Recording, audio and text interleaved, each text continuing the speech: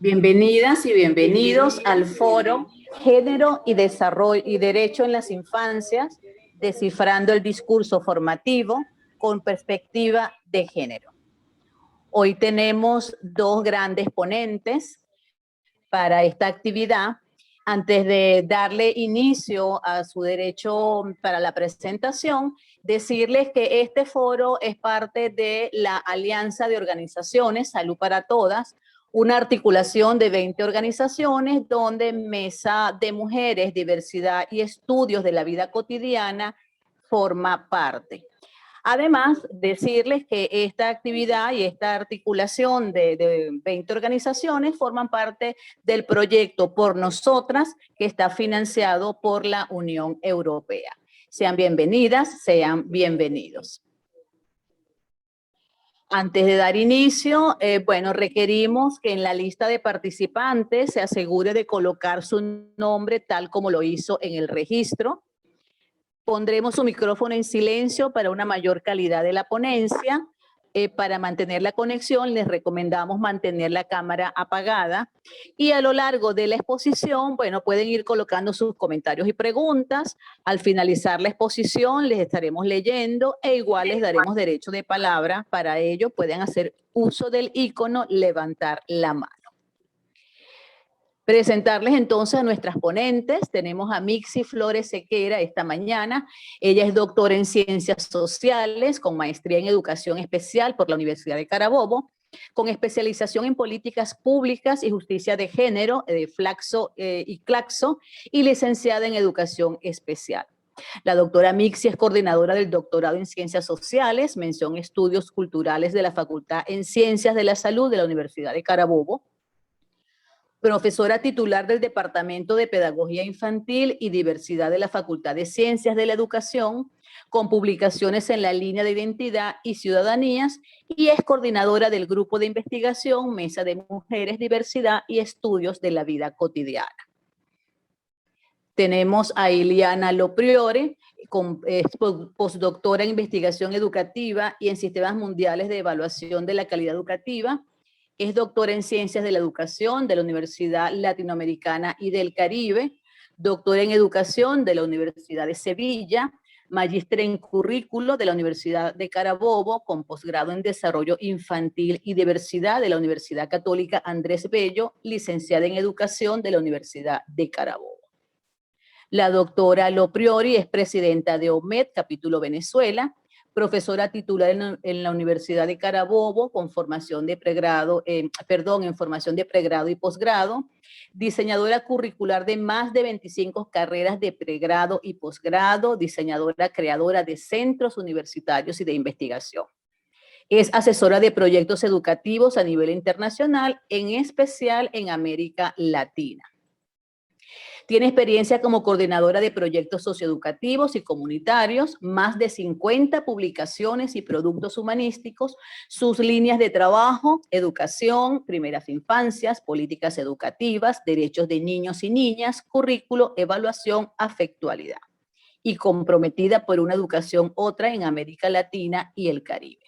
Como verán, son dos grandes figuras con una gran trayectoria académica y con mucho para compartir con nosotras, con nosotros. Adelante. Bueno, saludarlas, contenta de acompañarles, de estar con ustedes esta mañana.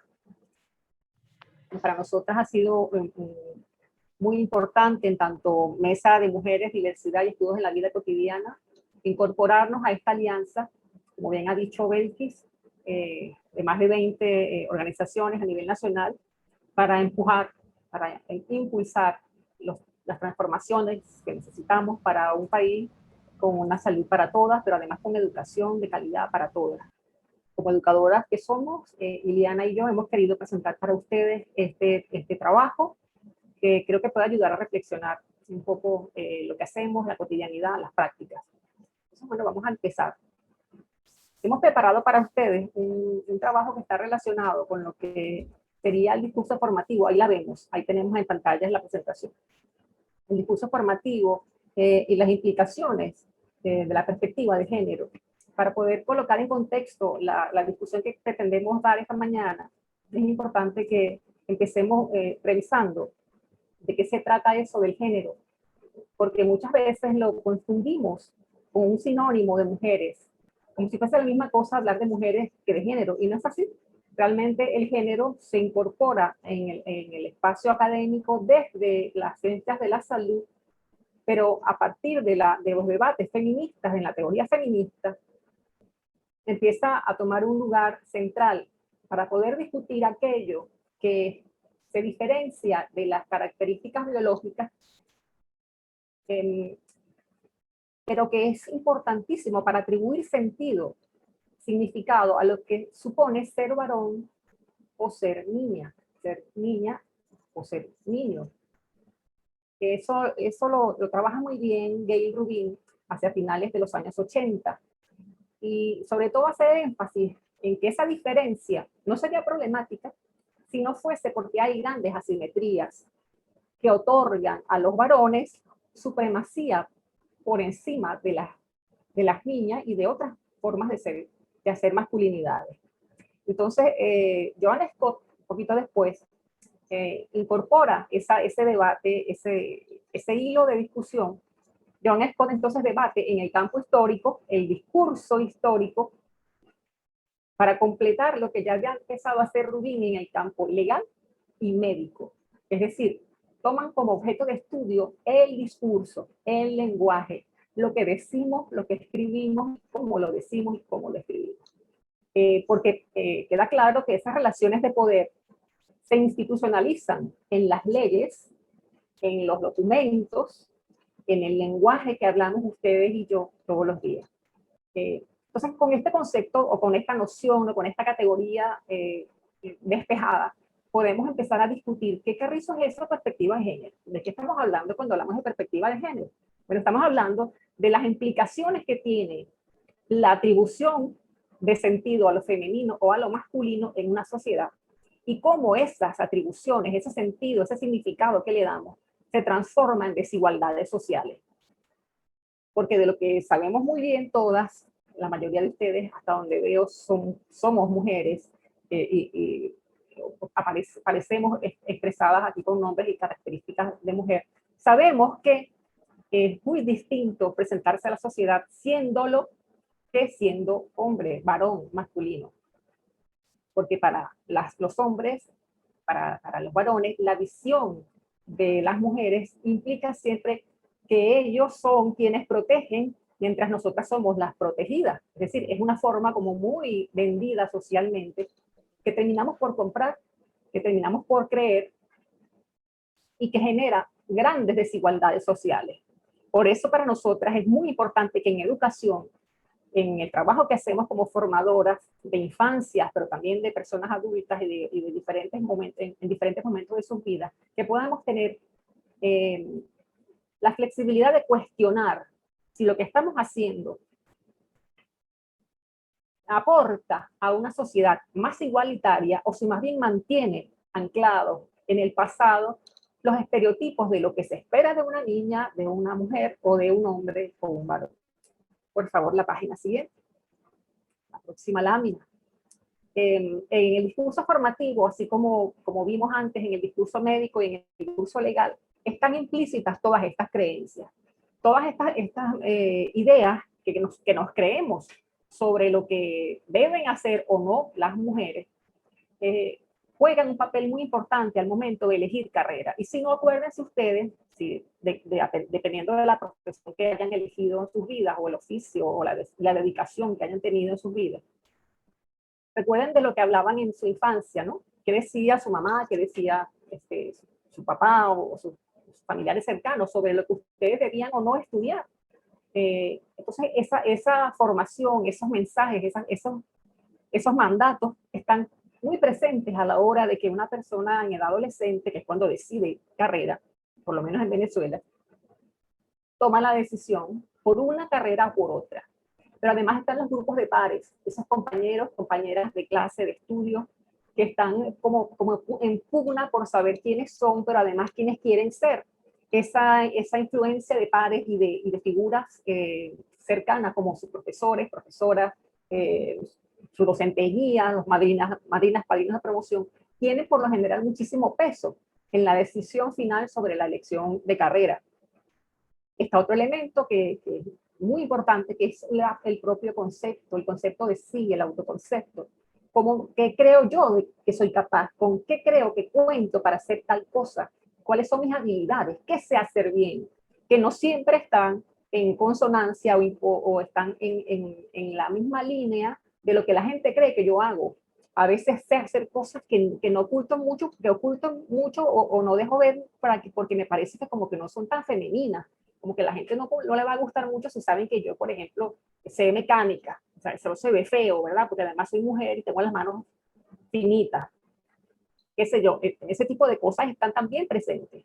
Pero además están, como hemos dejado ver, presentes los estereotipos de género, que están allí para condicionar la decisión. Y cuando se habla de estereotipos, ahí no se razona. Por lo general, a la edad de adolescente, no estamos pensando mucho si serán estereotipos o no lo serán, sino que el peso de la familia, de las amistades, de los grupos que nos presionan, tienen mucho más a veces que nuestra propia opinión. Y terminamos por ceder y dejar pasar nuestros intereses, nuestras afinidades, para tomar la carrera que a otra persona le parece que debería ser la adecuada. Entonces, eso está jugando allí. Fíjense que en el caso nuestro, por ser educadoras, dejé por ahí una imagen como muy estereotipada de lo que es ser maestra, ¿no? Una señora con una manzanita, una con unos cuadernitos, o sea, como muy organizaditas, vestidas de maestra, porque bueno, eso es lo que se espera de alguien que decide ser docente. Aquí dejé para ustedes una imagen que encontré hace mucho tiempo y que fue el centro de un librito de estos que llamamos silabarios en los años 50. Fíjense que por la forma en que se describe el cuerpo de la niña, la forma en que se le viste, es fácil suponer que es más o menos a mediados del siglo pasado, pero que fue diseñado en los años 20. Es decir, ya tenía 30 años cuando salió la niñita en el librito silabario. Fíjense que Elenita es una niña muy bonita, muy buenita y muy querida, porque lava, cocina, plancha, cose, barre y además estudia. Pero lo que llama más la atención es que hace todo eso con gusto y con alegría. En los años 50 del siglo pasado era impensable que una imagen de esta apareciera con la figura de un niño varón. Todavía lo es hoy. No se nos ocurre que en un silabario va a aparecer un niño varón que lava, cocina, plancha, barre, cose y también estudia. ¿Por qué es tan importante este estereotipo? Porque tiene cientos de años, para no decir que toda la historia, haciendo entender que las mujeres somos por naturaleza aptas para este tipo de trabajo. Vamos a ver la otra. Es decir, afianzan el estereotipo de lo que significa o de lo que implica el ser mujer en una sociedad en un momento determinado. Un importante aspecto que hay que tener en cuenta es que cuando hablamos de estereotipos, estos terminan por mantenernos fijadas a una situación solamente porque transformarlos implica un gran reto para la sociedad. A la izquierda, en el círculo, se puede leer que una de cada 3 mujeres que tiene empleo, está ocupada, se dedica al sector de los cuidados.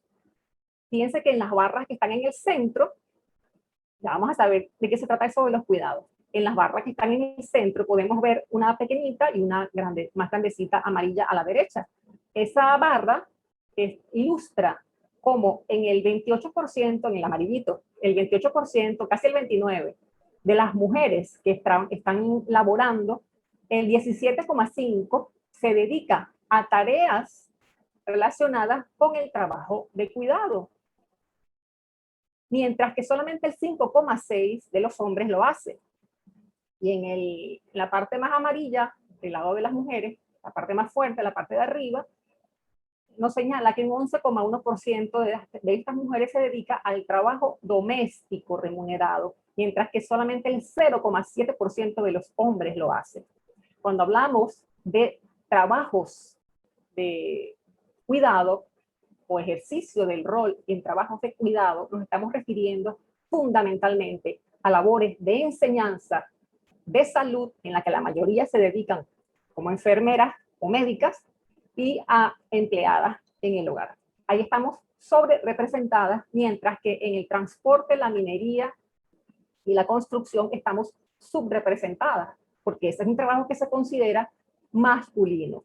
Y no quiere decir que no haya, estamos también las mujeres haciendo ese trabajo, solamente que estamos en porcentajes muy bajos. Vamos a ver la otra lámina, por favor.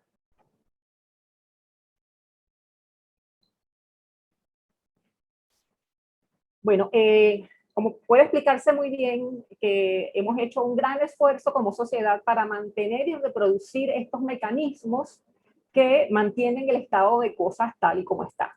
El sistema educativo, a pesar de que ha habido importantes cambios y hoy no permitiríamos de ninguna manera que una lámina como la que vimos de Elenita aparezca en los libros de niños y niñas, la flagrancia, para decirlo así, un poco exagerado, de los mensajes que siguen siendo sexistas se mantiene. Es decir, hoy están un poco más sublimados, aparecen de una forma mucho más cuidada para mejorar un poco el lenguaje o las imágenes, pero sigue estando. Es decir, tenemos una educación que se permite tener materiales y un sistema en general que reproduce el sexismo y los estereotipos de género. Esos mecanismos están en la estructura misma de los sistemas porque están en las estructuras mismas de las sociedades. Entonces podemos ver que en el currículum hay cosas de las que se hablan, de las que se estudia, a las que se dedica tal cantidad de horas, y hay otras cosas de las que no se habla, las que no se dedican horas, pero que en los baños, por ejemplo, aparecen, en los baños de las niñas y los niños, los jóvenes, aparecen grandes llamados de atención para conversar sobre, por ejemplo, la sexualidad. Porque es el único lugar, aparentemente, donde se puede hablar libremente de esos temas en la escuela.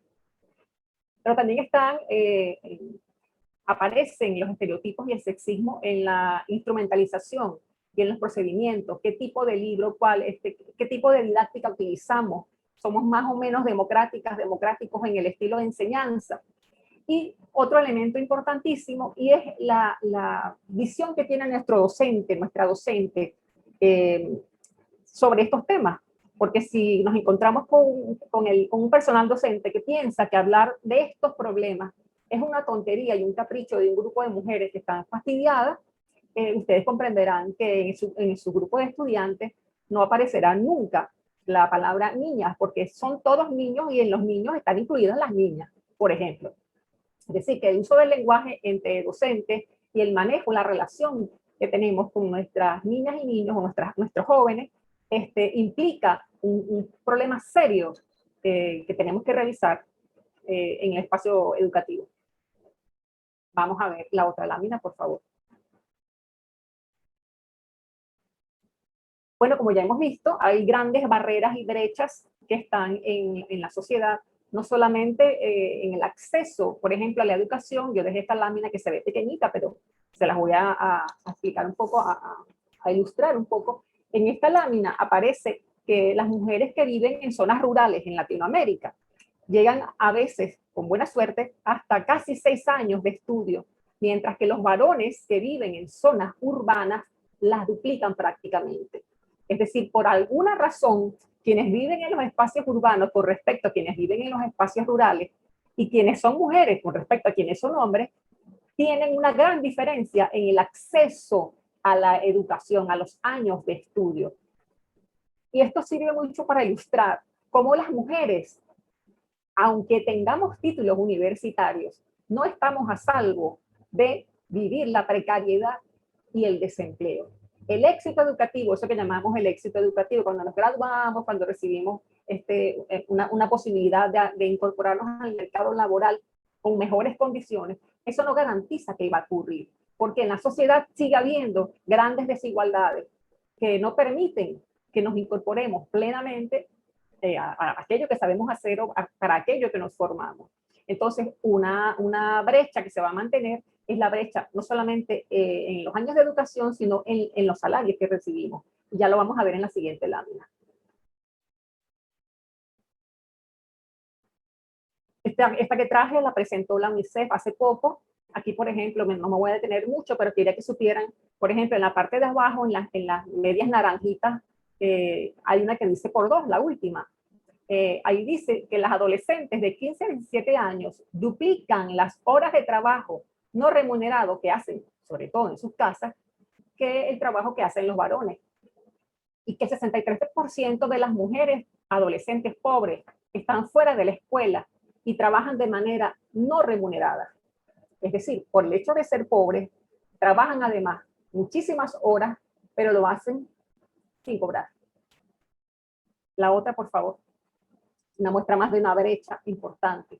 Y esta, que me parece trascendental, no perderla de vista, es la que muestra claramente cómo, a pesar de que hemos ido aumentando el número de mujeres que egresan de espacios para incorporarse a la labor remunerada, cobran ellas entre un 10 y un 30% menos que sus pares masculinos por hacer el mismo trabajo. Y eso no es solamente en Latinoamérica, es una realidad planetaria. Otra brecha muy clara de género que tenemos que trabajar. La próxima lámina, por favor. Aquí hay una más que tiene que ver con el trabajo de cuidados y cómo en estos diferentes países, Bolivia, Chile, Costa Rica, El Salvador, Honduras, Nicaragua, República Dominicana, Uruguay y la última, Venezuela, como el 82,6% de las mujeres en edad laboral entre 15 y 65 años que quisieran trabajar pero no pueden hacerlo, declaran que no lo hacen porque tienen la obligación de cuidar a alguien en sus casas, sean niños, niñas, personas ancianas con discapacidad, mientras que solamente eso le ocurre a un 4,1% de los varones. Una brecha más que tenemos que tener en cuenta cuando pensamos que el trabajo doméstico es algo sin cuidado, al que no hay que prestarle mucha atención, que es una cosa elemental que cualquiera lo puede hacer, pero que además en nuestra casa los varones ayudan bastante. Fíjate que ellos hasta recogen el plato de la mesa. Este tipo de cosas tenemos que revisarlas con detenimiento. Vamos a ver la otra lámina, por favor. Bueno, entonces, como vemos, es muy importante tener en cuenta la perspectiva de género en los espacios educativos, tanto para elegir la carrera como docentes, como para acompañar a nuestra gente, nuestras niñas, nuestras jóvenes, nuestros jóvenes en el espacio formativo. Porque incorporar la perspectiva de género implica transformar nada más y nada menos que la cultura y las prácticas que hemos dado por buenas durante toda nuestra vida. Entonces, lo primero que creo que es importante es que promovamos la elección de la vida profesional de nuestra gente sin condicionamientos de género. Y tengamos en cuenta que no se trata de un asunto vocacional, no es un asunto sobrenatural, fantástico, porque es que yo nací para ser maestra, porque mis genes están a la docencia, porque mi mamá lo fue. No, eso no es un asunto aquí. El asunto no es la vida de sacrificios a la que mucha gente le parece maravillosa, porque ser docente implica sufrir. O sea, de ninguna manera. De lo que estamos hablando es que haya posibilidad de mirar la profesión, la profesionalización, desde un punto de vista de mis capacidades, de mis intereses, de lo que a mí me gusta, mucho más, con mucha más libertad. Además, también creemos que la perspectiva de género es un elemento importantísimo, es clave para poder analizar en adelante el fracaso escolar. ¿Por qué se van nuestras niñas de la escuela? ¿O por qué dejan de ir a la escuela? ¿O por qué se desincorporan de los liceos, de los bachilleratos, de la educación media? Ya sabemos que hay muchas cosas que están obligadas a hacer en sus casas con respecto a lo que les obligan a hacer, por ejemplo, a sus pares masculinos. Además, es importantísimo también que eduquemos para una educación sexual y afectiva de convivencia basada en la igualdad. Y eso es bastante complejo en una época en la que seguimos creyendo que la igualdad es solamente para pagar las cuentas, pero no se da la igualdad a la hora de hacer los equilibrios entre parejas, ¿no? los muchos otros equilibrios. Y bueno, por supuesto, prevenir la violencia de género en todos sus sentidos, no solamente estar atentas a las manifestaciones más sutiles de violencia, que las hay, sino que además podamos ser capaces en nuestros espacios formativos de, bueno, sancionarla y de erradicarla. Vamos a ver la otra página. Ya estamos cerrando. Bueno, ¿qué hacer? Revisar el currículum, el que está explícito y el que está oculto, que es el más importante, a mi juicio. Ahí es tarea compleja, pero importante hacerla desde todos nuestros recursos, con todos nuestros recursos, considerando siempre que la jerarquización que hemos hecho, la jerarquización social que hemos hecho, ha tendido a favorecer a los varones con respecto a las mujeres. Y por ejemplo, en nuestra Facultad de Ciencias de la Educación, estamos en pleno proceso de transformación curricular, ha sido una dura pelea. Todas las reuniones que tenemos, lo digo, no importa que canse, igual lo digo, no se trata de perfil del egresado, se trata del perfil de quien egresa, porque no solamente van a egresar varones de esta facultad, de una facultad feminizada como la de Ciencias de la Educación, van a egresar también mujeres y van a egresar personas con otras orientaciones y otras identidades sexuales. Es decir, cuando decimos el perfil del egresado, estamos diciendo que quien egresa como modelo es el varón, pero cuando decimos el perfil de quien egresa, no sabemos quién va a egresar. Seguramente va a haber varones, pero también mujeres y también otras identidades. También hay que centrarse en potenciar la elección de materiales educativos inclusivos con otras características, con otras imágenes de significación que den sentido a otras realidades que también se están dando en nuestra sociedad. Visibilizar, por supuesto, la contribución de las mujeres a la ciencia. Si algo no decimos en la universidad, ni decimos en los liceos, ni en las escuelas, es que las mujeres apenas hace 100 años entraron a las universidades. Es lógico que tengamos libros que siguen pensando, y digo es lógico a pesar de que me duela en el corazón decirlo, pero es muy lógico que, por ejemplo, en los libros aparezcan los grandes hombres que cambiaron el planeta, pero no aparezcan las grandes mujeres que cambiaron el planeta. Para ellos, para quienes elaboraron los libros, es muy lógico que así sea, porque las mujeres prácticamente no han hecho nada, faltaba más. Lo que quiero decir, con un poco de ironía, es que hay muchas mujeres que han contribuido históricamente, desde que el mundo es mundo, a que seamos la sociedad que somos, solo que no han tenido espacios como el que ustedes y yo disfrutamos para formarse.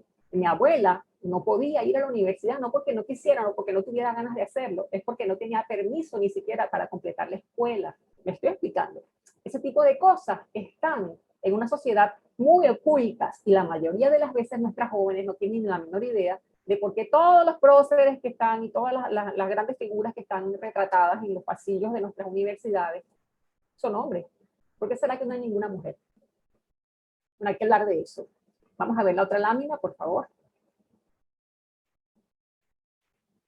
Es importante también, y hay que considerar, realizar una orientación académica profesional no sexista, como ya lo dijimos, en donde la toma de elecciones no esté condicionada por los estereotipos, en donde si tú quieres ser bailarina o bailarín, tengas el mismo derecho y puedas intentarlo. Ahí lo que tendríamos que tomar en cuenta es si tu cuerpo, si tu formación te permite hacerlo. Es decir, si tienes capacidad para hacerlo. Las mujeres que hemos sido deportistas en nuestras vidas, también lo sabemos. Nosotros no sabíamos que teníamos talento para algún deporte hasta que lo intentamos. Bueno, probablemente entre nosotras haya personas con talentos especiales que si no los planteamos nunca lo vamos a saber. Además hay que promover un recurso equitativo de los espacios y aquí también nos vamos a detener porque como hemos visto las implicaciones de género son políticas, es decir, en el ejercicio del poder, la mayoría de quienes dirigen, por ejemplo, los centros de estudiantes, las federaciones de centros universitarios de nuestros espacios en las universidades, son hombres, mientras que las mujeres somos quienes hacemos el trabajo para movilizar a quienes participan, pues a quienes en las directivas lo que aparecen son puros muchachos. Es decir, como ellos ocupan, porque porque gritan, porque empujan, porque se imponen, terminan ellos por denominarse o decidirse como candidatos sobre las posibles candidatas que terminan casi siempre desapareciendo de las planchas. Entonces, hay que empezar a pensar en una posibilidad distinta. Una cosa que me llama muchísimo la atención, por ejemplo, es que en una escuela como la de enfermería de nuestra Facultad de Ciencias de la Salud, en la que el 99,9% de quienes cursan son mujeres, después su delegado es un hombre. Entonces, tienen que preguntar por qué. La otra página, por favor. Ya con esta terminamos. Bueno, ya como dijimos, ahí es central cerrar las brechas que nos violentan constantemente y que no permiten que tengamos acceso a nuestros derechos, a garantizar nuestros derechos, especialmente lo relacionado con la violencia. Y por último, y lo dejé para finalizar a propósito, el uso que hacemos del lenguaje y de las imágenes que elaboramos a través de nuestro pensamiento implica que haya una transformación de los estereotipos. Es muy sencillo decir, y no implica mayor reflexión, decir que cuando yo digo todos, también las estoy incluyendo a ustedes, muchachas, no se pongan bravas. Es mucho más fácil decir eso, que empezar a pensar, a reflexionar. Si ciertamente el lenguaje incluye cuando decimos todo, porque nos hemos dado cuenta al pasar del tiempo que la lengua no solamente, el idioma, la forma en que hablamos, no solamente construye una visión del mundo y de nosotras mismas, sino que además la transforma. Por eso creo que es fundamental que tengamos conciencia de cómo estamos utilizando o no el lenguaje inclusivo y cuáles son las razones que tenemos para despreciarlo o descalificarlo. La siguiente, por favor. Con esto agradezco la oportunidad a este equipo y me despido. Muchísimas gracias, Mixi. Bueno, mucho que reflexionar, mucho que deconstruir, mucho que revisar y mucho que hacer por nuestros niños, niñas en la escolaridad. Informaba, tenemos personas acá de Brasil, Ecuador, Uruguay, Argentina, Venezuela, bueno, además de gente de acá de nuestro país. Esto nos gusta mucho, nos ayuda a sumar. Okay. Un placer saludarles y como todos los educadores y educadoras, aquí es resolviendo las situaciones cotidianas que se nos presentan para siempre poder estar presente en esta lucha permanente por la defensa de los derechos de los niños y niñas, y en este caso combinado con elementos que son cruciales como la perspectiva de género y la construcción de ciudadanía. Primero quería resaltar en este punto de partida la importancia que reviste esta actividad por la alianza de la Organización Mundial para la Educación Preescolar en su capítulo Venezuela con la Mesa de Mujeres. Una red asociada a CLACSO y, como dijeron al inicio, que participa de todas estas redes que defienden esta perspectiva de género. Y como la mirada de todos los defensores y defensoras de los derechos, sabemos la importancia que tiene que ver esta alianza que nos habla no solo de la intersectorialidad, sino de la integralidad. Bueno, comienzo un poco a debatir. La siguiente, por favor. Vamos a partir de algo que es crucial establecido en la Convención, en la Declaración Universal de los Derechos Humanos, y es que todos los seres humanos, sin distinción, nacen libres y con igualdad en dignidad y en derecho. Para mí es bien importante partir de este pregón porque que es una declaración, que es una guía fundante del resto de los derechos, porque estamos partiendo, estamos en este momento relacionando un elemento que tiene que ver con el género, pero existen muchísimas situaciones que generan desigualdades y por eso es que esto tiene que iluminar esta declaración, este primer artículo es la base para poder asumir esta tríada entre derechos, géneros y ciudadanía. Y fíjense que es fundamental que se pueda promover el respeto a la diversidad.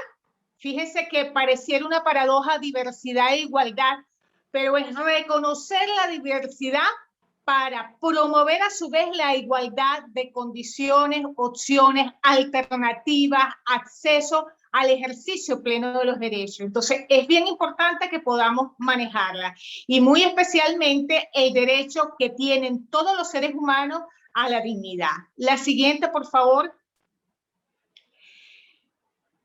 Vemos de la misma manera, la siguiente lámina, por favor, vemos de la misma forma como quería resaltar algo que es crucial. En este momento que hemos vivido, que estamos viviendo todavía en la situación de pandemia que cambia nuestras realidades, y que nos han colocado en un proceso de educación pandémica y de caos total. Aquí las brechas sociales, las desigualdades, las discriminaciones se han exacerbado, se han acentuado. Por ello es que nosotros no podemos ver la perspectiva de género fuera de los otros parámetros que generan inclusión. Por eso es que la interacción real es entre los derechos, las perspectivas que son inclusivas y la construcción de ciudadanía. Es decir, como lo tienen en algunas de las fotos de niños y niñas. O sea, nuestras poblaciones migrantes con condiciones especiales, con condiciones de discapacidad, que se han vulnerado. No estoy hablando de infancias vulnerables, sino infancias a quienes se les ha vulnerado sus derechos de todo tipo, bien sea por derechos partiendo de discriminaciones étnicas, de género, sexuales, sociales, políticas, de todo tipo. Entonces, es bien importante porque muchos colocan en supremacía una de estas condiciones por otras. Cuando nosotros hablamos de la perspectiva de género, no es como algunos comunican, no es algo que está de moda, es un tema, por supuesto que es un tema en discusión, en construcción colectiva, pero no estamos hablando del género desligado de estas otras condiciones. O sea, nos interesa la construcción de ciudadanía y el ejercicio pleno de los derechos de los niños con esta perspectiva de género, pero también de los niños con todas estas vulneraciones que en los actuales momentos y que históricamente hemos vivido. La siguiente, por favor. De la misma manera, es importante partir, estas realidades no son actuales, sino que tienen una razón de ser. Mitzi, en lo que pude escuchar al inicio, nos dio el panorama completo de lo que implica esta perspectiva de género, de la diferencia de lo que es género, sexo, pero esto no es ciertamente el género, la perspectiva de género es una construcción social, pero no surge actualmente, sino que viene de una historia de patriarcado. Esta historia de patriarcado que ha generado una jerarquización de necesidades, que ha clasificado cuáles derechos tienen los hombres, tienen las mujeres, tienen las perspectivas feministas, las masculinas, ha reducido también la connotación y la pluralidad para una sola condición de ser mujer, una sola condición de ser hombre. Es decir, ha negado la esencia, este patriarcado que ha ejercido un poder no solo en nuestros discursos lingüísticos, del lenguaje, sino que también en la forma de ser y de actuar cotidiano. Entonces, es importante considerar que esta historia está allí de manera permanente, ejerciendo una influencia. El mercado ha dejado huellas, aun y cuando nosotros queramos negar, lo vemos en todos los espacios, no solo en el ámbito educativo, donde, por ejemplo, vemos la feminización de los docentes de la carrera de educación inicial, infantil o parvularia. O sea, es casi que una clasificación. La crianza le toca a las mujeres y a los hombres es otro tipo de rol y de actuación. Por eso es que no podemos analizar esto sin dejar de ver la fuerza y este manejo del poder patriarcal que ha estado y está presente. Vemos en la siguiente lámina el reflejo en nuestra cotidianidad de todas esas acciones. Vemos, por ejemplo, cómo hasta algo pareciera muy simple y cotidiano, como la asignación de colores, el derecho, por ejemplo, en este momento que estamos en pandemia, muchos análisis y muchos estudios reflejan cómo el beneficio ha sido también en discriminación. Ha habido falta de acceso, por supuesto lo sabemos todo, al derecho a la educación, pero que también ese derecho a la educación ha sido en discriminación de las niñas. Entonces vemos que aun y cuando las vulneraciones de los derechos sean comunes, son mucho más fuertes en relación a las niñas. Bueno, entonces vemos nosotros cómo hasta en el periodismo educativo, estos procesos de comunicación, siempre cuando se refieren a la niñez, se coloca delante o en unas posturas dominantes el género masculino. Entonces es preciso colocar el término de ciudadanía y asumir que esto es una perspectiva, es una construcción social. Entonces, como construcción social tenemos posibilidad a poder, como construcción social es la posibilidad y la oportunidad. ¿Qué es lo que hay que ver más allá?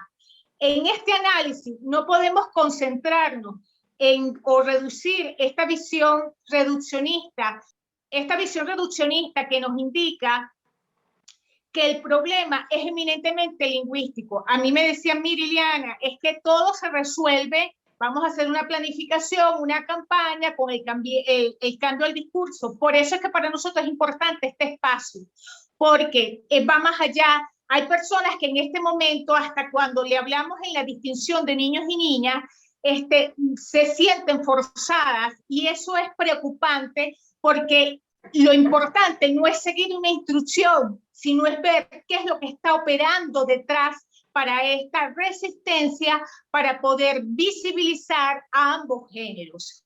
Entonces, estas diferencias es importante entender que operan como un dispositivo de desigualdad social, cuyo propósito va más allá de los procesos o que inducen a procesos de clasificación, como les dije al inicio, de jerarquización. Bueno, vemos entonces que en este dispositivo que está ejerciendo es lo que hay que resolver. No podemos resolver estos cambios de manera superficial, porque lo que está operando son estas desigualdades, y aquí lo más grave es que estas discriminaciones son la causa, razón de las violaciones de todos los derechos de nuestras niñas y nuestros niños. Dentro de lo que está la discriminación de género.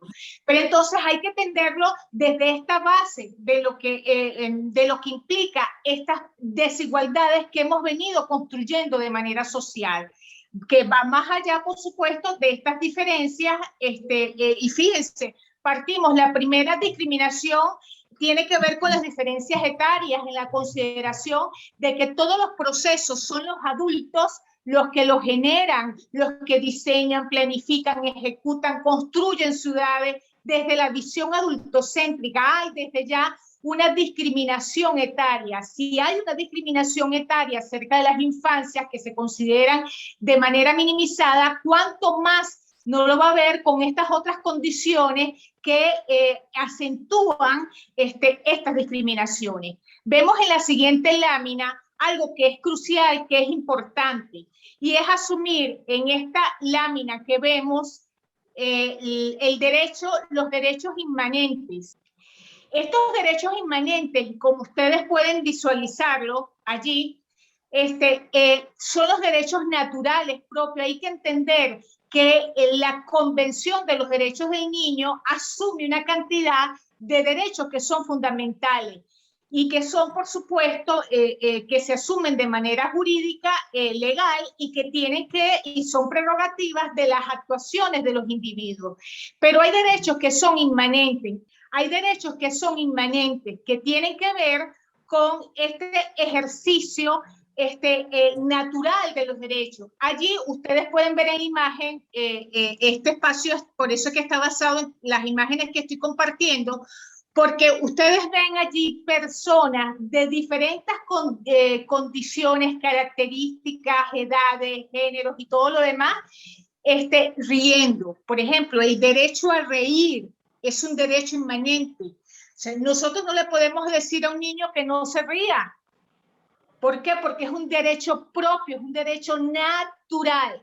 Entonces, el derecho a su género, a ejercer con libertad su género, también es un derecho inmanente. Entonces, coloco este ejemplo porque a ninguno se le ocurriría decir que no tenemos derecho a reír, a disfrutar, pero sí nos otorga la sociedad o se asumen algunas atribuciones donde otros derechos inmanentes sí quedan a la elección familiar y social. Entonces, el derecho a la perspectiva de género es un derecho inmanente. Entonces, partiendo de esto, es que en este marco es que nosotros podemos visualizar otros elementos que son fundamentales. La siguiente, por favor.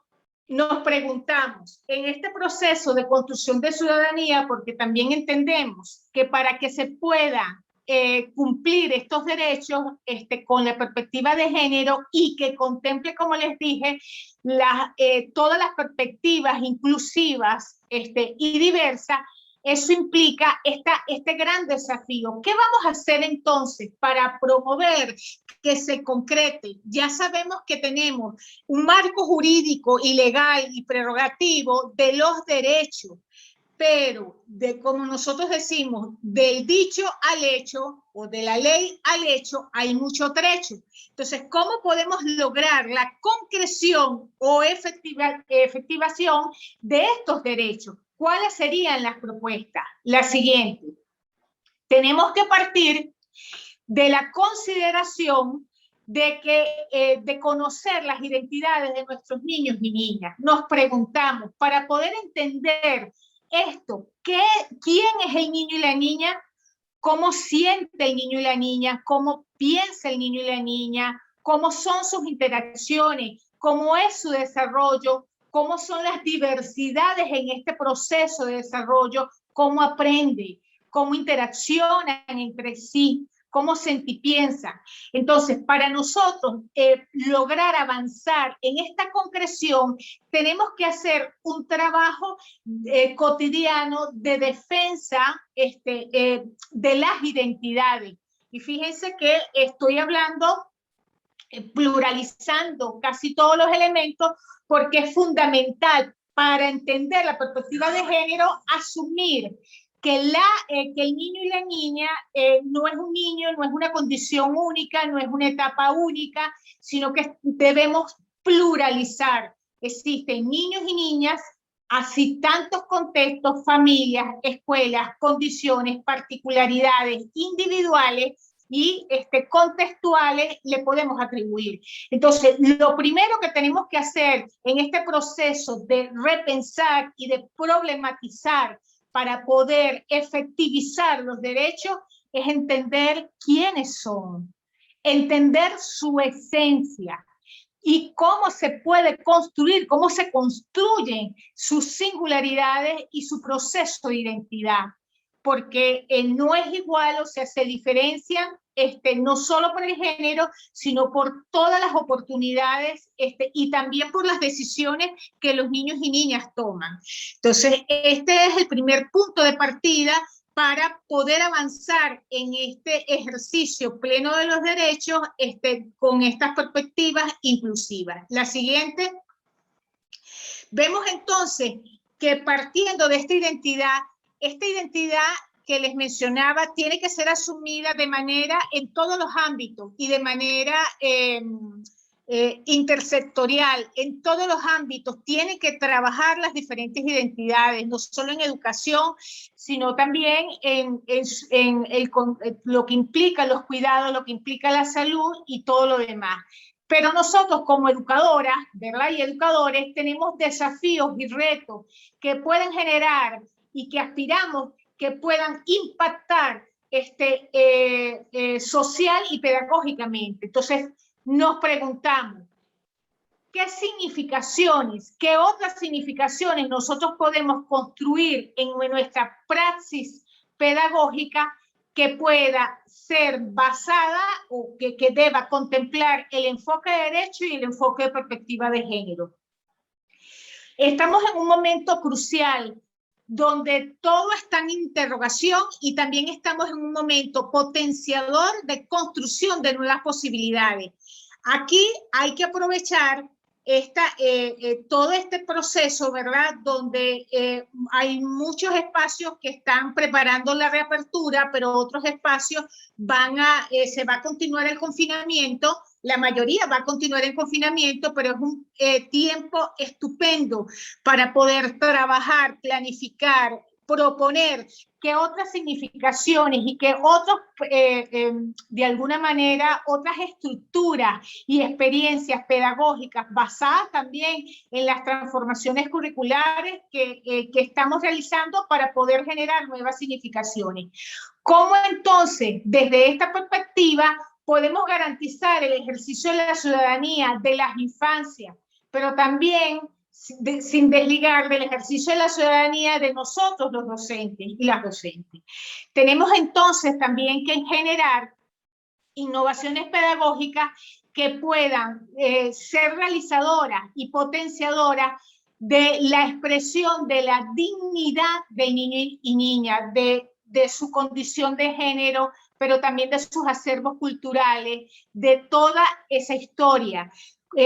En esto también es importante, en estas innovaciones pedagógicas, entender cómo vamos a incorporar en las pautas de crianza todas estas significaciones que recuperen la dignidad. Como bien le habían ejemplificado todas las alternativas que existen para cómo se han generado actualmente esas brechas y esas discriminaciones. De la misma manera nosotros podemos revertir, analizar esas pautas de crianza con cosas cotidianas, desde los juegos, las canciones, los mensajes que le demos a lo largo del día a nuestros niños y niñas, y también en la jornada escolar, que nos permita generar esta legitimación del niño en su propia diversidad. Si no reconocemos la diversidad del niño y de la niña en todos sus aspectos, estamos indignificándolo. Entonces, esto es altamente serio, esto es preocupante, por eso es la importancia de que podamos generar desde las pautas de crianza y desde estos procesos pedagógicos nuevas opciones dignificadoras. Eso nos llevaría a humanizar los procesos de formación, y humanizar es porque mientras más se identifiquen con las identidades, ¿qué es humanizar? Es identidad, identificar a los niños y a las niñas, valorar su singularidad, valorar todos estos elementos que estamos trabajándolo. Pero esto no puede hacerse de manera aleatoria de los procesos de transformación individual y colectiva. Es por eso que para que nosotros podamos dar ese salto cualitativo y construir una nueva ciudadanía, es necesario procesos de autotransformación. Es decir, las políticas, el ejercicio, las pautas de crianza, las políticas públicas, las políticas educativas, no se pueden transformar si no hacemos procesos de autotransformación dirigido y orientado para darle la relevancia a la dignificación del niño y la niña.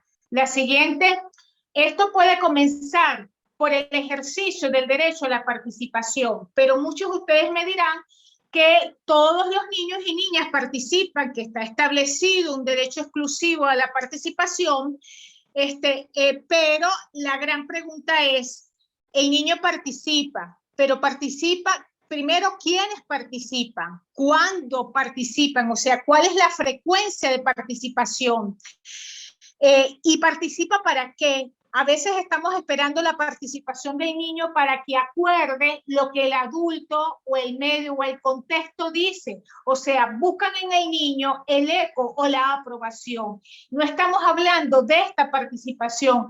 El niño tiene, y esto será un nuevo derecho, por eso es la pregunta, ¿será un nuevo derecho? Tiene derecho a disentir, no solo a consentir, tiene derecho a disentir. Entonces, esto es importante para ampliar el ejercicio del derecho a la participación, porque no es cualquier participación, sino que es participación no solo educativa, sino en todos los procesos, además de educativas, sociales, comunitarios, en lo que hemos hablado de la construcción de las ciudades, cómo vamos a construir o vamos a avanzar en una ciudadanía si los niños no han participado en esta geografía ni en la generación del reconocimiento histórico de las ciudades. Entonces, fíjense que en la lámina dice levanta la mano, o sea, pero levanta la mano que implique este derecho a disentir. Entonces, y sin discriminación, tanto niños como niñas, y como, por supuesto, favoreciendo todas las edades, asumiendo que existe una autonomía progresiva del ejercicio de los derechos, pero que eso no le minimiza. Nosotros sabemos que ha sido una limitante esa concepción de infancia, donde muchos dicen la palabra infancia, que es sin voz, pero nosotros significamos las voces de las infancias, más allá de esa denominación reductora de las infancias. Queremos exactamente lo contrario, resignificarla y asumir que las voces de los niños y las niñas tienen que ejercerse, porque eso es necesario para el ejercicio también de su propia ciudadanía. La siguiente. Tenemos también muchos ejercicios cotidianos. Allí solamente les coloqué uno, porque nosotros desde los juegos, desde tantas actividades y experiencias, y realmente coloqué experiencia con toda intención, porque no deben ser actividades, sino experiencias que sean transformadoras, que el niño las viva, el niño y la niña las viva con intensidad. Y en estas experiencias que deben ser, fíjense, diversas, pero también permanentes, cotidianas, no eventuales, ocasionales. No es el día que se trabaje el tema de género, sino que tiene que ser algo cotidiano. Por ejemplo, allí el reconocimiento histórico de lo que son, de quiénes son mujeres en América Latina y el Caribe. Entonces, eso es un ejercicio. Nuestros niños y nuestras niñas no conocen la diversidad de feminidades, pero tampoco conocemos la diversidad de masculinidades. Entonces, hay que procurar actividades que puedan generar estas posibilidades para que el niño también pueda reconocerse a sí mismo, pero también pueda reconocerse en la diversidad del otro. La siguiente, esto nos lleva a crear y asumir que para esta tríada de construcción de ciudadanía, género y ejercicio pleno de los derechos, tenemos que partir de que estamos en un nuevo contexto y plural, que estamos frente a nuevas infancias, pero también entonces, si tenemos nuevas infancias y tenemos nuevos contextos, nos preguntamos cuáles son la pluralidad de opciones formativas que se adecúan con pertinencia y con respeto a la dignidad de esta diversidad y de esta pluralidad de las infancias. Entonces, es bien importante porque esto nos invita a repensar y más allá, creo que es una invitación a marcar de aquí para adelante un cambio, una transformación que nos invita a asumir qué educadores somos y que también en la diversidad de los educadores y las educadoras, quienes debemos responder y asumir con compromiso estas nuevas educaciones y esta pluralidad de contextos y de infancia. Entonces, esto es crucial porque ya no podemos ser las mismas ni los mismos. O sea, y vuelvo a insistir, el discurso tiene muchísima fuerza, pero es el discurso que viene de un proceso de conciencia de lo que son estas singularidades y de lo que es la identidad del niño y niña. Bueno, para cerrar y abrir el espacio a las interrogantes, tenemos la siguiente lámina, que partiendo de estos procesos, de estas diversidades, es que nosotros tenemos posibilidad es la única opción que tenemos para construir otro mundo posible, para viabilizar todas esas utopías que implican la plenitud de las infancias, que implica el respeto y la legitimidad por las diferencias, el respeto y la legitimidad de el género y de todas aquellas condiciones que caracterizan, que identifican a nuestros niños y nuestras niñas. La siguiente. Esto es lo que nosotros aspiramos. Creo que este es el fin fundamental de todas estas actuaciones. Para quienes piensan que la perspectiva de género es solo una cuestión de moda, se resuelve solo cambiando los artículos o algunas palabras, es mucho más profundo el proceso, es mucho más transformador el proceso, con esta mirada esperanzadora. Ciertamente, en la última lámina, las situaciones, estamos en un caos permanente, sabemos del contexto venezolano, las dificultades tan serias que el día de hoy ha sido un ejemplo, todas las fallas eléctricas y de conexión que tenemos, o sea, no es ajeno, pero existe una posibilidad. Creo que el compromiso de las y los educadores, educadores y educadoras con las infancias es la posibilidad, pero no es solo por las infancias, sino con las infancias. Sus identidades, sus singularidades, sus diversidades van a ser la guía para que de este caos pueda surgir una flor amarilla. Y yo creo que de eso se trata. Esta flor amarilla es el símbolo de esta concreción de posibilidad de la utopía concretada, donde esta plenitud de las infancias es posible si revertimos las construcciones sociales acerca del género. Entonces, es esta la invitación y abrimos el espacio para el diálogo. Muchísimas gracias. Muchas gracias, doctora Lopriori, doctora Mixi. La verdad es que es un lujo escucharlas. Tenía unas notas por acá, interesante lo que planteaba Mixi en cuanto al reto de transformar la cultura y las prácticas, ¿sí? Me resonó mucho la integración de la perspectiva de género, abordándola en el fracaso escolar. Bueno, sobre todo cuando no está permitido que una adolescente que sale embarazada, que se embaraza, sea excluida de la educación. Sin embargo, vemos que estas prácticas continúan, ¿no? Entonces creo que tenemos un reto allí. Y doctora Lopriori, la construcción de ciudadanía como un reto importante para la escuela, ¿no? Y estos retos de los modos de participación, ¿no? Y sobre todo interesante que sea una participación desde la mirada de niños y niñas por su derecho a disentir. Muy interesante, creo que esto es un reto para la educación. Tengo acá en el chat de Irabel, dice entonces, doctora, la formación ciudadana debe ser un eje transversal dentro de las políticas públicas educativas en una visión inclusiva y equitativa. Es una pregunta. Tenemos la participación acá de Ángel Yaimar, que dice, la participación tiene distintos niveles. Cuando se utiliza a los niños, niñas, adolescentes como eco de las ideas de personas adultas, no estamos hablando de participación, sino de manipulación, utilización, etcétera. Debemos apostar a procesos de participación real como un proceso progresivo, tal como indica.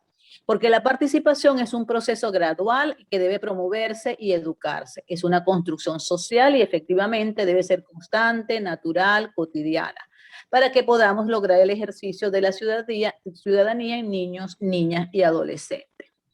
Agrega por acá Carmen, entiendo por ejercicio pleno de los derechos la sinergia entre derecho natural, la vida, la libertad, diferencia desde todas las perspectivas, y derecho positivo, que es donde se enmarca el concepto ciudadanía y el de igualdad. ¿Sí? Entonces, bueno, tenemos estos dos comentarios y tres comentarios, perdón, y la pregunta sobre la formación ciudadana como eje transversal de las políticas públicas educativas con visión inclusiva y equitativa. Adelante. Sí. Bueno, voy a adelantarme un poquito para dar sentido a el contexto de esta pregunta que tiene que ver con la transversalización. Si una cosa nos ha costado a las mujeres ha sido transversalizar la perspectiva de género en las políticas públicas, porque a pasar de los años hemos notado cómo se diluye nuestras ideas, se diluyen nuestras propuestas, no se concretan, porque terminamos pensando que es un asunto, como bien ilustró Iliana, solamente de cambiar el lenguaje, de cambiar el idioma, de cambiar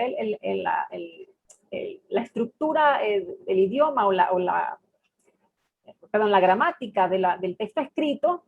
Creemos a veces que solamente porque en la Constitución está escrita con lenguaje inclusivo, todo lo demás va a funcionar. Y ahora sí las mujeres se ven porque están escritas en la Constitución, y realmente no es así. Una de las cosas que hemos criticado y que seguimos criticando es que a veces redundamos en el lenguaje con la inclusión de género para finalmente terminar despreciando todas las ideas vinculadas con la transformación y con la equidad. ¿Me explico? Es decir, como que es un cambio para no cambiar, como que es un cambio para justificar las cosas tal como están, porque era mucho más cómodo antes cuando se sabía que los hombres salían a trabajar y las mujeres se quedaban. ¿Por qué no volvemos a esos tiempos más bien? ¿Me explico? O sea, un ejemplo como bastante más dramático de la forma de perpetuar las ideas, de perpetuar las ideas que mantienen el estado de las cosas. Entonces la transversalización viene a ser fundamental para poder encontrar en las actividades, en los encuentros diarios, en las rutinas cotidianas, en las jornadas de trabajo, para encontrarnos con los problemas sociales que vive nuestra gente, que vivimos en este país. O sea, no se trata de que los viernes en las mañanas toca estudiar género y hablar de género. Entonces los viernes en la mañana nada más puedo hablar de los derechos de las niñas y de los niños. Por ejemplo, y aquí casamos las dos inquietudes que tomé hace un minuto de tus comentarios. El derecho a decir que no, el derecho a no estar de acuerdo. ¿Cuántas veces en la escuela se nos enseña a ser obedientes? Y mucho más a las niñas, cuando a las niñas se les permite ser desobedientes. A los niños la mamá va y dice, no, lo que pasa es que fulanito es rebelde. Pero no, la niña salió, mira, dócil, de lo más linda, así como Elenita, pues la que acabábamos de mostrar en la presentación. Es decir, se nos permite a las niñas, a las mujeres, a las adolescentes decir que no.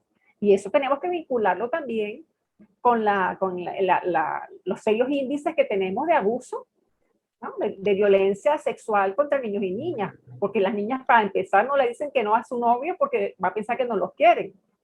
Entonces, de ahí en adelante, o de ahí hasta llegar a ese punto, hemos tenido unas infancias en las que para todo tenemos que decir que sí, porque bueno, que nacimos mujeres, no nos queda otra. Mucho menos en la escuela no se hablan de esos espacios, no se valora el disentir de las niñas o la negación ante una propuesta que haga el adulto o la adulta mayor, el adulto o la adulta que lidera el aula, porque se considera que sería, pues, poco menos que catastrófico. Es decir, la maestra, la docente, el docente sabe manejar muy poco. Es mi experiencia, probablemente las cosas cambien cada día y qué bueno que así sea, pero la mayoría de las veces pensamos que la obediencia es lo que se debe esperar de nuestros niños y niñas. Bueno, gracias Mitzi por este aporte. Y para poder complementar, ¿qué implica la transversalidad? Ciertamente frente a esa interrogante, la respuesta es afirmativa. Es necesario transversalizar. No solo es necesario, es urgente transversalizar. Pero ¿qué implica esto? Primero implica un trabajo intersectorial. Es decir, nosotros no podemos transversalizar solo en las políticas educativas, porque generaríamos, fíjense bien, si asumimos que el género es una construcción social, un solo ámbito no hace lo social, es la interacción y vida en natural la que lo hace. Entonces es importante que se incorporen en esta transversalización de la perspectiva de género y de derecho en todos los espacios. Por ejemplo, vemos como experiencias, el día de ayer Argentina sacó la cédula no binaria, donde no solo estaba el género masculino y femenino, sino que había un espacio para la diversidad. Anteriormente, Canadá, Australia, Nueva Zelanda, otros países, en todas las documentaciones ya está abierto a estas posibilidades de legitimación de la diversidad de género. Pero fíjense que estamos hablando de otros ámbitos, pero entonces si esos otros ámbitos están ajenos a estos nuevos contextos y estas nuevas construcciones que nosotros estamos discutiendo, no vamos a poder hacer una transformación social. Entonces, por eso es que la invitación es a que esta transversalidad pueda trabajarse en los distintos sectores articulados en torno a esta defensa de la plenitud de las infancias, donde, reitero, el género, la perspectiva de género es tan importante como estas otras condiciones inclusivas, o sea, el derecho de los niños y las niñas migrantes en condiciones de discapacidades, niños y niñas con vulneraciones de derechos en general, con potencialidades especiales, etc. Entonces, esto es uno de los elementos. El otro elemento tiene que ver con la generación, o sea, transversalizar en la escuela. ¿Qué significa? Que yo no puedo tener, así como algunas asignaturas, no puedo tener un espacio, o sea, así como una vez a la semana puedo trabajar un tópico determinado o un contenido. Cuando trabajamos esto, tiene que cruzarse. O sea, esto no tiene fecha ni horario en el calendario. Tiene que ser permanente. ¿Por qué? Porque hasta en el uso, porque las transformaciones hasta del discurso vienen dadas no por la Real Academia Española o por el dictamen de alguien o porque esté de moda, viene dictada por el uso. Entonces, el uso social, que lo hace construcción social, es importante revertirlo. Entonces, si nosotros en nuestra cotidianidad incorporamos esta perspectiva de género, esta legitimación, esta visibilización a la niña, al niño, pero también a la diversidad de niñas y a la diversidad de niños, porque nosotras somos diferentes en nuestra propia condición de feminidad. Entonces, fíjense que esto es importante, porque a veces nos quedamos en esta reducción de, bueno, visibilizamos a las niñas. No, es mucho más trascendente. O sea, hasta dentro de las niñas hay diferencias. Eliminando dentro de nuestras prácticas pedagógicas actividades tipo concurso, donde se exacerben condiciones que se tipifiquen a las niñas, como los concursos típicos que se hacen de belleza, o de varones para las actividades deportivas.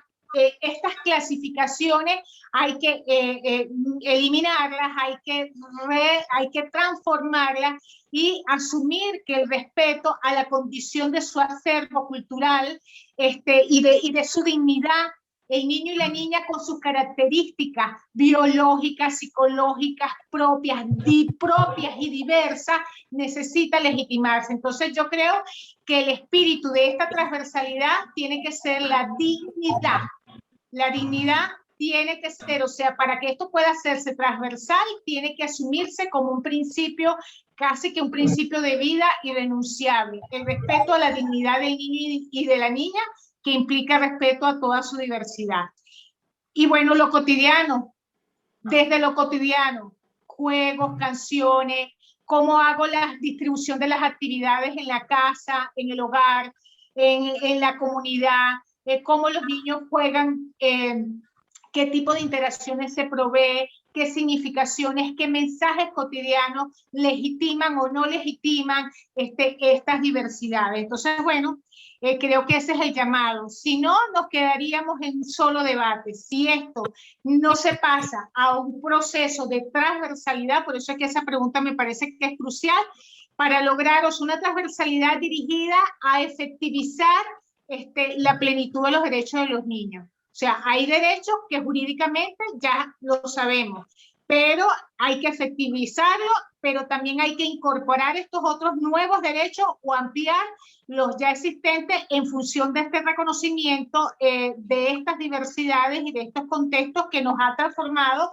hasta esta visión que tradicionalmente se tenía. Muy bien, muchísimas gracias. Bueno, también tienes en el chat felicitaciones, agradecimientos, gente contenta de sus presentaciones. Tenemos un comentario de Mari Camacho que dice: cuando una mujer se destaca en algún deporte surgen los comentarios sexistas. Esa mujer es un hombre. Siempre contesto estos comentarios: es una mujer, solo que trabajó duro y entrenó para lograr sus metas deportivas. El hecho de que su fisionomía cambie un poco producto del entrenamiento no quiere decir que sea hombre. En este momento, el Comité Olímpico Internacional permitió la participación de una persona transgénero en levantamiento de pesas. Esto es un avance importante en cuanto a reconocer la diversidad para promover la igualdad. Aún están los comentarios sobre el caso anterior donde se comenta: esa levantadora tiene ventaja porque es un hombre. ¿Qué opinan al respecto las doctoras?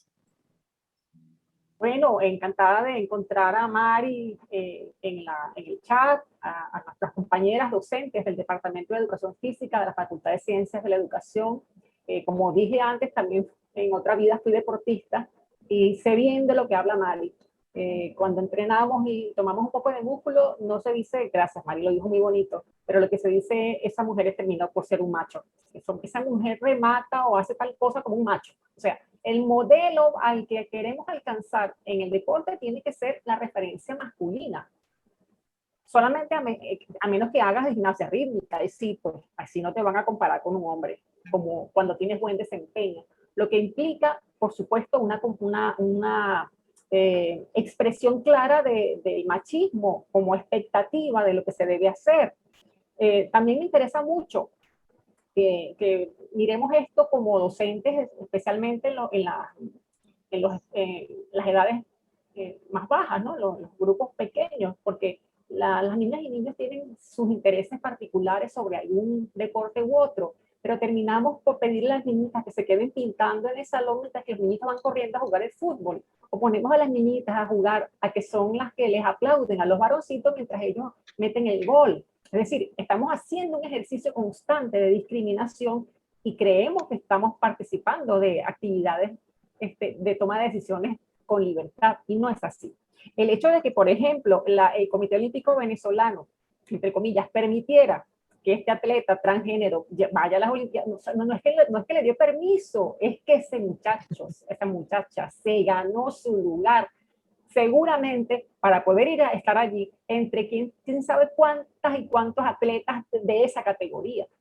Y por supuesto no faltarán los chistes discriminatorios, crueles, que hacen que sus logros se tergiversen solamente porque tienen una orientación sexual distinta a la que se espera o no es binaria. Todavía nosotras seguimos peleando en las diferentes facultades en las que nos toca trabajar, porque muchas de las jóvenes que egresan de las carreras, por ejemplo, de medicina, quieren que sus títulos digan, tanto que peleamos para que sus títulos apareciera licenciado o licenciado o médica, ellas quieren que aparezca médico, porque médico parece que es más famoso que médica. Es decir, ellas mismas descalifican el título para el que tanto estudiaron, tanto se prepararon.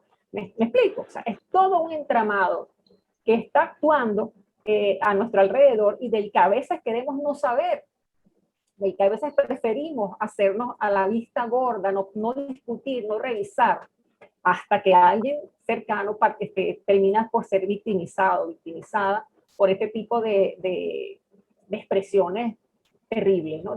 Porque además son tremendamente violentas. ¿En qué tiene que ver esto con los derechos? Pues todo, tiene que ver todo con los derechos, porque es el derecho, como dice Liliana, a la dignidad de mi identidad.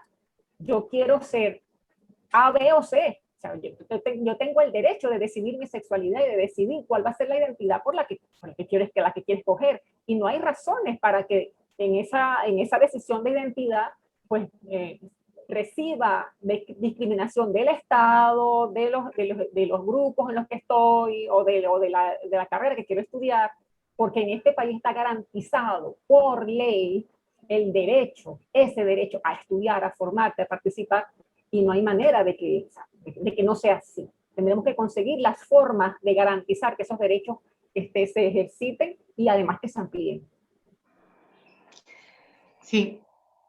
Yo quiero comentar algo acerca de esta pregunta, pero también una reflexión que hacía. en esta alianza de OMED Venezuela y de la Mesa de Mujeres, pensaba en la importancia de trabajar esto en las primeras infancias. Y yo recordaba a uno que da clases de psicología evolutiva y de desarrollo de niño y niña, que la sexualidad, la identidad sexual se forma a una determinada edad, pero antes de la identidad de sexo está la identidad de género.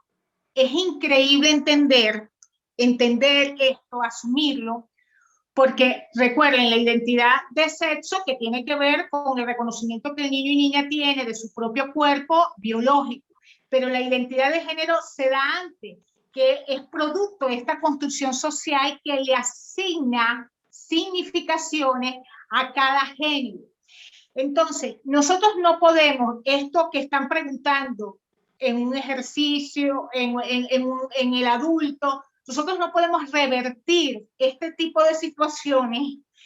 Podemos resolverlas en el adulto, pero no las podemos revertir si no las trabajamos desde estos primeros años, entendiendo en nuestras prácticas pedagógicas que si se forma primero la identidad de género antes que la identidad de sexo, sexual, entonces tenemos que generar posibilidades para que el niño y niña puedan ver todas las opciones que tienen, que no deben ser clasificadas, ni distribuidas, ni jerarquizadas entre varones y hembras, pero más allá que también, además, como yo les decía, además de que no deben clasificarse por toda la potencialidad que tiene cada uno de ellos, pero que también las niñas tienen opción a ser diferentes dentro del mismo género. Recordaba también unas visitas antes de la pandemia, donde estilos de instituciones donde tipifican las actividades para varones y para hembras, donde habían unas niñas relegadas que estaban como apartadas, y cuando me entero me dicen que ellas habían ganado el concurso de ciencias. Y yo decía, ajá, pero si ganaron el concurso de ciencias siendo de educación preescolar con 4 años, ¿por qué están tan apartadas? Y ellas, cuando me acerqué, ellas me decían que no querían que nadie vieran que tenían el premio porque ellas no eran varones, sino que eran hembras, y sus compañeritas las iban a rechazar por esa condición de haber hecho un logro en la parte de ciencia. Entonces, imagínense lo grave, lo que implica que hasta un reconocimiento se convierte en un perjuicio. Por supuesto que yo, repito, no coincido con los concursos, pero más allá de ese tema, con esta clasificación, pero entonces, ¿quién le dijo a los niños y a las niñas de esas edades que las ciencias eran exclusivas a los varones? Entonces, nuestras prácticas cotidianas están llenas de muchos ejercicios. ¿Cuánto nomás vamos a ver en los adultos todas estas problemáticas de no reconocimiento de la diversidad de género, cuando en este momento natural, rico, fluido, que son las primeras infancias, le negamos la posibilidad a ser diversos? Entonces, lo que tengo para aportar es eso, o sea, que volvamos a nuestros primeros años de vida, que volvamos a hacer los cambios, a observar estas diversidades y a generar mensajes legitimadores y prácticas legitimadoras de feminidades y masculinidades, donde todo, como en la lámina, donde en este otro mundo posible, otros mundos puedan caber. Entonces, donde estos niños y estas niñas, como esta persona con esta característica, puede entrar. Entonces, de eso se trata, que podamos trabajar en prevención, esa nueva ciudadanía desde los primeros años de vida. Muchísimas gracias. Bueno, por acá les solicitan sus coordenadas electrónicas. Ya aparece allí la de la doctora Iliana Lopriori. Y hay un último comentario que dice: bajo el velo de la obediencia se oculta todo tipo de abusos e incluso sirve para endosar el abuso al niño o la niña, la culpa por ser desobediente. ¿Cuántas veces no escuchamos? Eso te pasa por desobediente. Y bueno, siguen las felicitaciones, los agradecimientos. Allí tienen también la dirección electrónica de la doctora Mixi. Si tienen entonces un comentario final de doctora Mixi, doctora Iliana, yo decirles que me quedo con esta frase que sin duda recoge todo el reto que tenemos de que otro mundo es posible, ¿sí? Entonces, unas palabras de cierre para ustedes. Pues agradecer, Belkis, a toda la Alianza de la Salud por nosotras, al equipo de ABESA por haber dado soporte a este trabajo, por habernos seguido todos estos días, especialmente a ti, Belkis, que nos has apoyado en cada detalle. Y para que esto sea posible y tengamos ese otro mundo que aspiramos, que necesitamos muchas horas de trabajo, necesitamos reponernos a las adversidades, necesitamos, bueno, superar los obstáculos y considerar que hay, por supuesto, mucho por hacer, mucha esperanza y muchas ganas de hacer las cosas. Contamos con grandes equipos, con muchas mujeres comprometidas, como la gran mayoría de quienes aquí nos acompañan, en que ese otro mundo posible lo vamos a hacer nosotras. Gracias. Así es. A usted por aceptar. Yo quería cerrar con esta reflexión que debe hacerse intergeneracional, es decir, no podemos trabajar los derechos de las niñas y las niñas en perspectiva de género, en la construcción de una nueva ciudadanía, si no lo trabajamos desde esta generación, revisar no solo desde nuestra experiencia como niños y niñas, ¿verdad? Sino que tiene que partir desde esta reflexión, pero también esta transformación se hace con el adulto que ha sido reflexivo y autotransformado con el niño. Entonces la invitación es a poder trabajar estos derechos y esta perspectiva de género desde nuestra experiencia, pero también desde la voz, desde el sentir, desde el pensar, desde la imaginación de los niños y las niñas. O sea, que ellos sean garantes, sean sus propias expresiones y singularidades las que guíen este proceso de construcción de una nueva ciudadanía. Ellos son pioneros. O sea, esta nueva ciudadanía, nosotros tenemos una actuación fundamental, pero los pioneros, el semillero y el presente, no semillero con esa visión de futuro, sino visión de presente, porque son desde ya ciudadanos y ciudadanas, son ellos. Entonces, esa es la invitación, con ellos y por ellos y para ellas, con ellos y ellas y por ellos y ellas. Bien, muchísimas gracias. Entonces, que sea buen fin de semana para ustedes, que sea mejor tarde de este viernes y seguimos en contacto. Estarán recibiendo invitaciones de las siguientes actividades que estaremos realizando desde la Alianza y ojalá que nos puedan acompañar. Agradecida de la gente de Brasil, Ecuador, Uruguay, Argentina que nos acompañó y por supuesto nuestra gente acá en Venezuela. Muchísimas gracias. Feliz tarde para ustedes.